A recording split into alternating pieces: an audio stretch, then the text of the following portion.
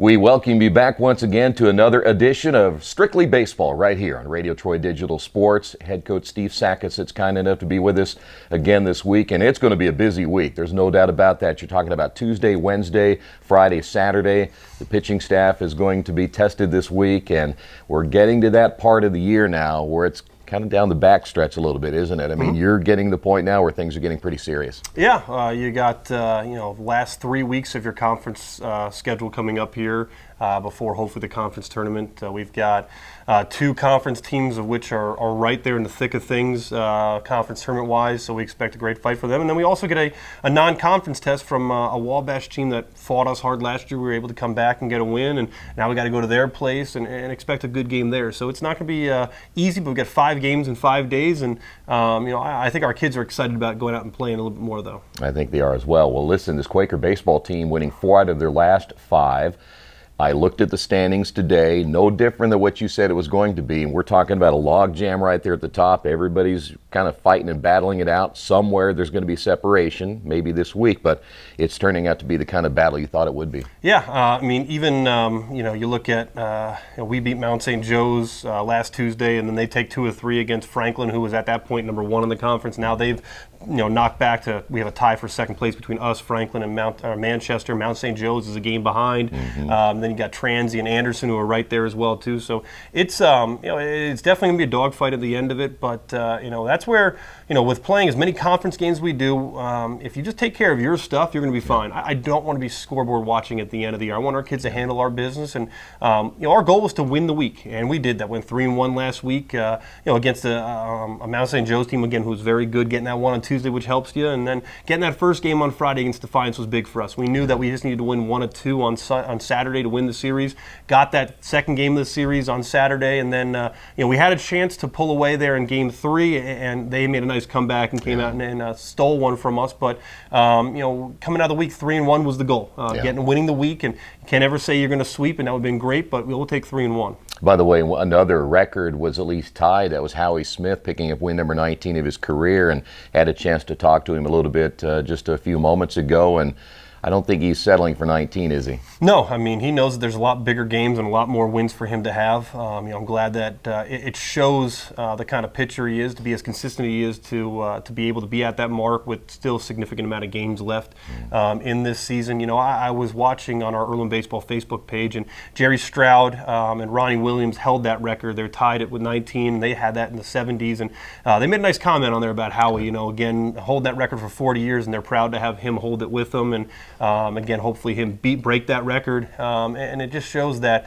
what we want this program to be about. The players in the past are excited about what's going on in the future right now and the present, and I'm excited for Howie. I'm excited for other guys that have broken records or continue to coming up to break more records. So, but at the end of the day, all we care about is what the team is going to do, which is fighting for a conference championship in the regular season, and then that postseason berth, not only win the HCAC tournament, but to get in the NCAA tournament. You bet. Now, Matt Barger is expected to be with us here today. I was watching him. You had him out at second base, I noticed. Has he played a lot of second base? Yeah, we moved him to second base. It would have been that third game of the Manchester series that we won. He played second base there, and honestly, that day, I don't think he got a ground ball, but he got a bunch of pop-ups there, so we had another outfielder catching pop-ups there in the infield, and that's what we struggled with in the weekend. That wind was blowing out at their place a lot at Manchester, and we wanted someone that was able to get back behind the baseball and catch it, and he did that in that game, and from there it rolled into Mount St. Joe's and had a good game there, and into this weekend, he's going to give you max effort. He's going to knock a ball down. He's almost like Happy Gilmore, kind of in the batting cage there, try to take balls off the chest. He'll do that kind of stuff, and he's just trying to do whatever he can to get in the lineup. He doesn't care where he's playing. I think even if you ask him that, he'll say, I just want to be in the lineup somewhere. He's played outfield for us. He's played third base. He's played second base. He's caught for us.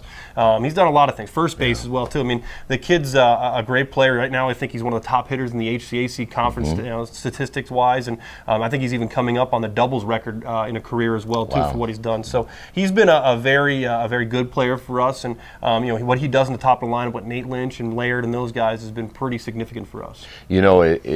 you see a lot of baseball players and have over your career, to find a guy that will do that and willingly do that and play whatever position. That's not an easy thing to do these days, is it? No, but we recruit baseball players. You know, we don't recruit guys that are just stuck to play one position. We want guys that they don't care if they play second base, third base, left field, outfield, doesn't matter. They just want to get in the lineup somehow, some way, and they want to do whatever they can to help the team win.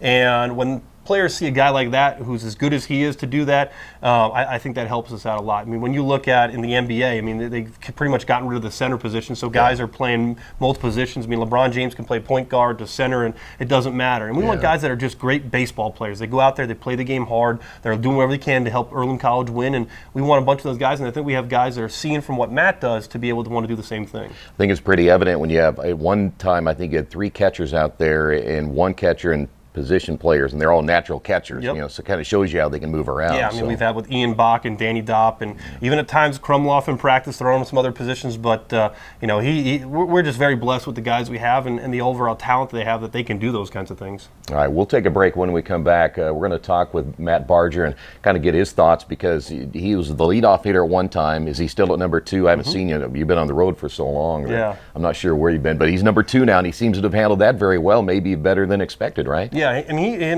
know, with Lynch is more of your prototypical leadoff hitter. You know, Barger kind of gave us that Alfonso Soriano that could take a first pitch fastball and drive it over the fence. And you know, we wanted to get in a situation where we kind of moved it back, where Lynch is leading us off, Barger in the 2-hole. I've seen Lynch's numbers increase by moving into the leadoff spot, and Barger's numbers increase being in the 2-hole as well.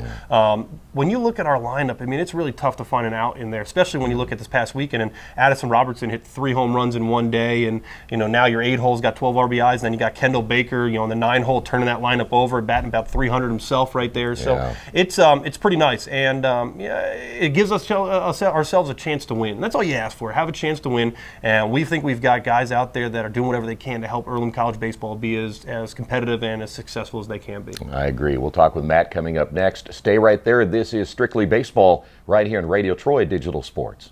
Best One Tire and Service has been committed to our partners since 1948. With more than 250 locations in 26 states, Best One puts over 1 million tires on the road every year. Superior tires, expert service, competitive prices. Best One Tire and Service, where the best costs less. Hi, I'm Roger Clark with Best One of Richmond. Because Best One is one of Bridgestone's largest retailers, we offer exclusive Bridgestone savings. Visit us in Richmond to save on Bridgestone tires today. We're back once again on Strictly Baseball as we talk about the Earlham baseball program, as we said, with Coach Sack, and we'll have him back in a couple of moments to talk about all the games this week more in detail. It's going to be a busy week. And Matt Barger, a young man who has been playing just about everywhere. You heard Coach talk about catching. He's been at first base, second base. You been a shortstop yet? No, not yet. Okay, that's coming. Third base, been in the outfield. I think he's done just about everything. When I use the word utility, some people think that's not a great thing, that maybe you're not solid in any one position, but it seems like to me you're good wherever they put you, and you've helped this team kind of give us an idea of accepting that role and saying this is something I'm willing to do to help this team win. Oh, yeah, I came into Earlham not knowing really where I was going to play, and he told me that I could play anywhere, and I kind of took that and worked really hard at every position that he told me to go to. That's what he asked me to do, and that's what I needed to do. It is different though, playing on the let's see, be the left side. I can figure out which way I'm going here. Third base and shortstop, as it is opposed to being second base, because your pivots are different. Talk about the adjustment moving to second now. The big adjustment is the double play, trying to get my feet moving towards first base. I know at third, when I field the ground ball, I know exactly where I need to go with my feet. Second, somewhere I haven't really played that much. Footwork is a big direction where I need to work in. And really that's mostly it, because I think, a ground ball is a ground ball. Just gotta field it. Yeah, that's true. And the thing is, you probably have a stronger arm than most second basemen too. If you have to make that close play, it's probably, you don't have to rush it, in other words, right? Working in the outfield really helped that. Yeah, I bet it did. All right, where are you guys at right now? We haven't had a chance to talk a little bit. You went through a little bit of a slower time here, and now you're back on the road. You've won 4 out of your last 5. You won the week last week, 3-1. Is this team now starting to come together a little bit more? Yeah, I think we're starting to play our brand of baseball more than we did in the beginning. and as long as we stick to that, we'll be pretty unbeatable. That thing's getting kind of crowded at the Yeah, top, though, isn't it? yeah. Wouldn't you like to separate a little bit here? I'm And trying to separate. But I mean, it doesn't matter who we play. We play our game, play against ourselves, win the day. I think we do all those things, we'll be pretty good. yeah. Okay, you not only made the other adjustment, you were a leadoff hitter there for a while, and then he moved you down to number 2, and it seems like you've really kind of taken off there too. Talk about that adjustment. A lot of people may not quite understand what's the difference between being the leadoff and the number 2 hitter. I'll let you explain it to them.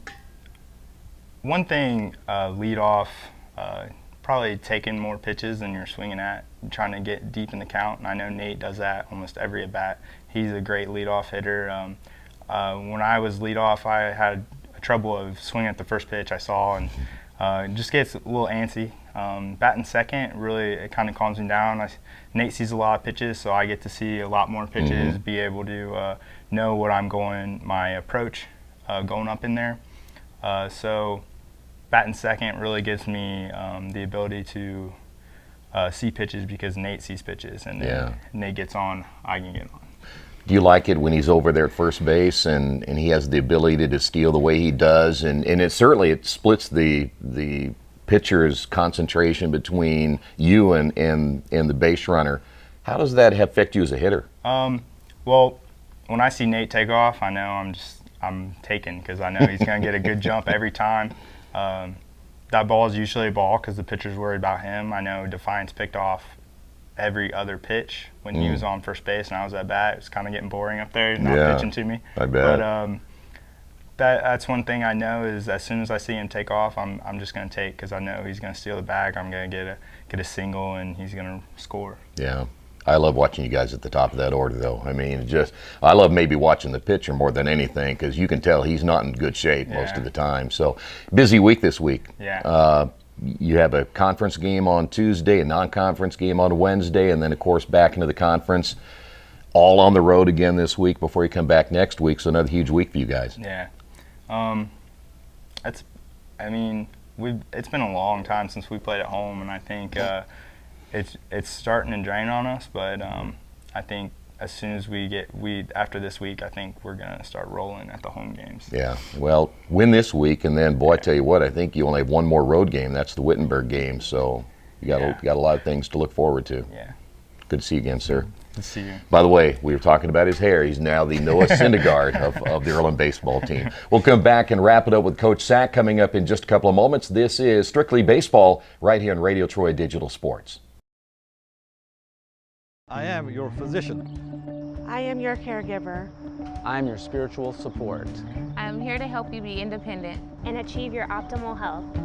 But I am also a cancer survivor. I am living with diabetes. I am a chef. And an artist. I am your neighbor. I am the face of Reed Health. I am the face of Reed Health. I am the face of Reed Health. I am the face of Reed Health. I am the face of Reed Health. Reed Health, right beside you. Back once again in our final segment of Strictly Baseball. The Quakers, again, a busy week. Tuesday, Wednesday, and this weekend. Again, busy weekend. How does that, from a pitching standpoint, affect you? Of course, the non-conference game will be Wednesday, so I imagine you'll throw some different arms. But from the pitching rotation this week, what are you going to look at? Same as we've done. You know, the only thing that's changed is we just added a Wednesday game. Yeah. So Tuesday we're going to go with Gorman out there, and he threw a little bit this weekend as well too. Threw well on the weekend. Obviously threw well against Mount St. Joe's last week, so he'll throw on Tuesday, and then we'll come back with our guys in the weekend that we've been going with. On Wednesday we are going to throw some other guys that haven't thrown as much or thrown in different opportunities. We're going to play some different guys position player wise as well too. A little bit, mix it up a little bit, give some guys maybe not a whole day off, but a half of a game off, just to kind of work some different things, see some different guys, because you never know. I mean, you could have an injury here, you could have a guy slump here, and you got to figure out who's next for you in that spot. So, you know, with this Wednesday's non-conference and next Wednesday's non-conference, it's going to be an opportunity for us to put some guys out there that maybe not have gotten as much opportunity this year, and they can show us what they can do, because, you know, come postseason, you know, we're going to need everybody. Yeah. You know, God willing, we get in the postseason, but we're going to need everybody. And you know, so far we've gotten guys that have done more things with charts and those things to help us out winning that way. Now they're going to get a chance to go in the game and see what they can do. I always have to ask, how's Walter doing? Good. We had Walter, getting up and ready against Defiance, and he was a little tight. We're going to bring him in game 2. He's a little tight, and once we at that point had a 10-run lead, I said, let's go ahead and shut him down. And then once we shut him down for that, I wasn't going to use him in game 3. I could have, but I just told him let's go ahead and ice at that point. He'll be available for us this week. Again, It's in the bullpen right now as we build those pitches back up. He's going to throw another bullpen today, so we're getting closer. With him, he was super excited to go out there. Just said, Coach, I'm a little tight, and when you have an arm as special as what his is, you got to be careful with it because it's a marathon, it's not a sprint, and we want to make sure we have him for the long haul at the end where it's going to count more than when you're up 10 against somebody and he's not as loose as he should be. So we keep working. Each week is getting better, and that's what we want. We're not taking steps behind, we're taking steps forward. Is it a little bit slower one? Yeah, but if you look at the Major League Baseball, they would be putting guys in single A and double A and all those kind of things. Now if he pitches for us, he's pitching in the game right away. Yeah, so that's right. We got to be careful about that. Take care of his arm, and take care of all of our guys' arm. The kids are great about doing that. I tell them they're their own pitching coach. They know when it hurts and when it's sore. If it hurts, that's an issue. When it's sore, we can work around that part of it. So our kids are good with that, communicating. I'm not an athletic trainer. I'm not a doctor, so I'll let those people who do those things handle that. And when they tell me they're good, we'll go with that, and that's what our training staff's telling us. It's funny you didn't say that about me a little bit ago when you said something about the questions with Matt Barger. You were telling me what to ask. I did take communication classes in college, so I do have a background in that. I did not take any AT training or anything like that, so I can't speak on the athletic training, but I can do your job better than you. I know you can. By the way, one other thing, real quick, speaking of, and I've got to throw this out because I told Eric Elkis I would. He's not carrying that base down there anymore, okay? And you can tell the other guys as well, too. I mean, you can tell the other players in the team that you've told Eric Elkis that he's too big time, that he doesn't have to grab a base out there. So if you want to feel comfortable, go ahead and do that. Line him up, I'll tell him. Yeah, I mean, all of our guys aren't afraid to go do that. He went on his own. It wasn't anybody else telling him that. So that tells you what kind of teammate he is. But you want to make him a little bit more prima donna, go ahead. I will do that. Yeah. Coach, good to see you again. Good to see you. All right. And, of course, the Quakers play Tuesday, Wednesday, and then coming up this weekend, check out the Earlham website, goearlham.com, for all the latest information. And then we'll be back next week, not only with this show, but we'll have a chance to do some games as well for the next couple of weeks. So I'm looking forward to you guys getting back here to Richmond. It's been a long time. It has been a long time. Yeah. It has. So we'll see you next week right here on Strictly Baseball on Radio Troy Digital Sports.